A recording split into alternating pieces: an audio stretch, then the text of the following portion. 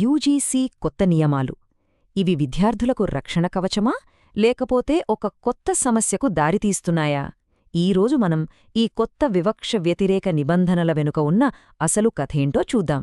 ఇది నిజంగా ప్రొటెక్షనా లేక ప్రాబ్లమా? పదండి తెలుసుకుందాం. విచిత్రంగా అనిపించడం లేదా?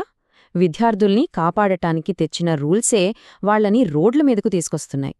మరి జనరల్ కేటగిరీ స్టూడెంట్స్కి ఎందుకంత కోపం? వాళ్ల నిరసన వెనుక ఉన్న అసలు కారణమేంటి? రండి ఈ చిక్కుముడిని విప్పుదాం. అయితే ఈ రూల్స్ ఏమీ రాత్రికి రాత్రే ఆకాశం నుంచి ఊడిపడలేదు. వీటి వెనక కొన్ని చాలా తీవ్రమైన, బాధాకరమైన సంఘటనలున్నాయి. అసలీ కథ ఎక్కడ మొదలైందో ఒకసారి చూద్దాం.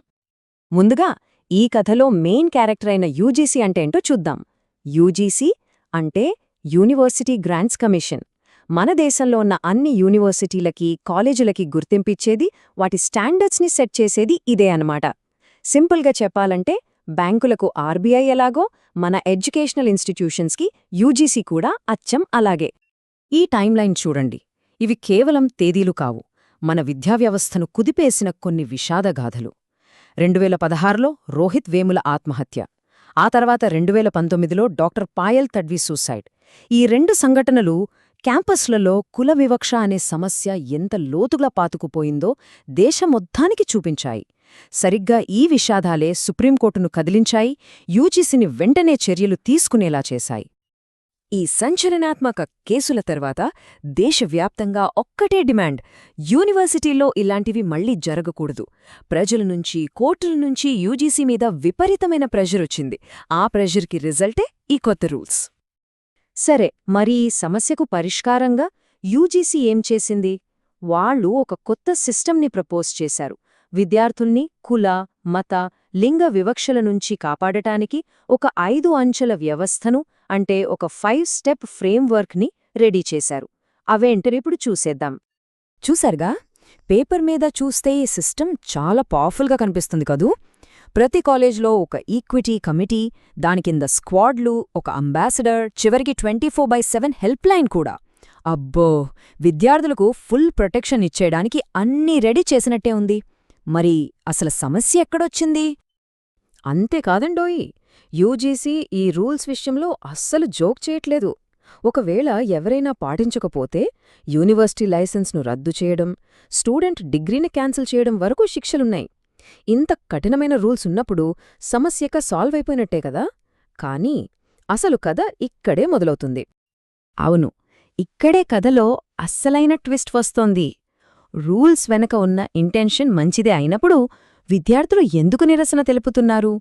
ఈ వివాదానికి అసలు కారణమేంటి? ఇప్పుడు దాని గురించి డీప్గా చూద్దాం. ఈ స్లైడ్లో ఉన్న పిక్చర్ మొత్తం వివాదానికి అద్దం పడుతోందన్నమాట.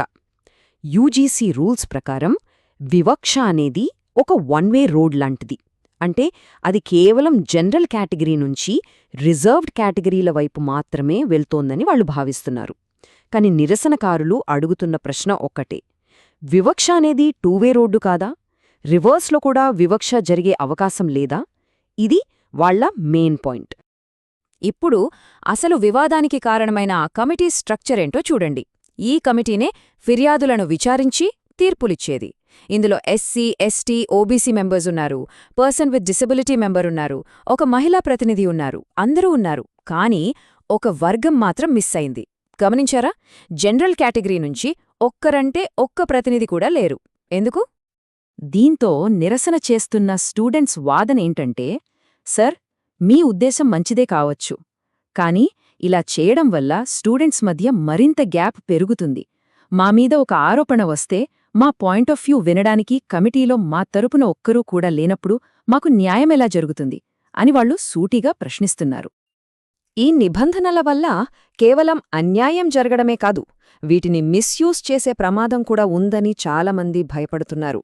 ఆ భయాలకు కారణమైన కొన్ని హైపోథెటికల్ సినారియోస్, అంటే ఊహాజనిత దృశ్యాలను ఇప్పుడు చూద్దాం. ఒక ఎగ్జాంపుల్ తీసుకుందాం. ఒక జనరల్ కేటగిరీకి చెందిన ప్రొఫెసర్ ఉన్నారు. ఆయన దగ్గర చదివే ఒక రిజర్వ్డ్ కేటగిరీ స్టూడెంట్ సరిగ్గా పర్ఫామ్ చేయలేదు. సో ఆ ప్రొఫెసర్ ఆ స్టూడెంట్ని ఫెయిల్ చేశారు.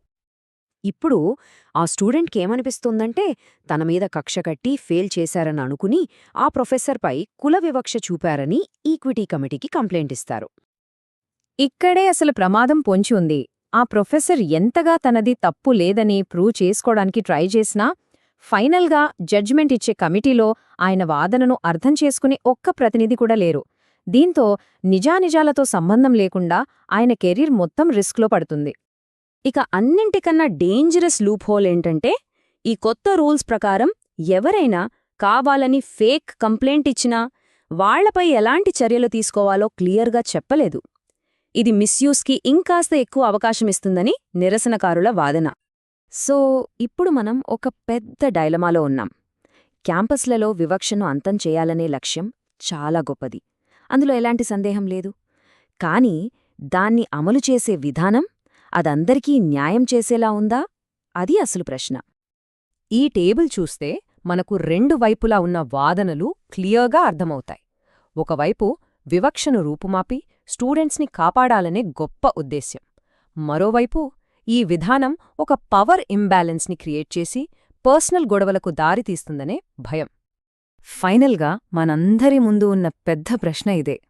వివక్ష నుంచి ప్రతి ఒక్క విద్యార్థిని కాపాడడం ఎంత ముఖ్యమో ఆ రక్షణ కోసం మనం క్రియేట్ చేసే సిస్టమ్ కూడా ఇన్వాల్వ్ అయిన ప్రతి ఒక్కరికీ ఫేర్గా ఉండటం అంతే ముఖ్యం కదా. ఈ రెండింటి మధ్య సరైన బ్యాలెన్స్ని ఎలా సాధించాలి? దీనిపై మీ అభిప్రాయం ఏంటి?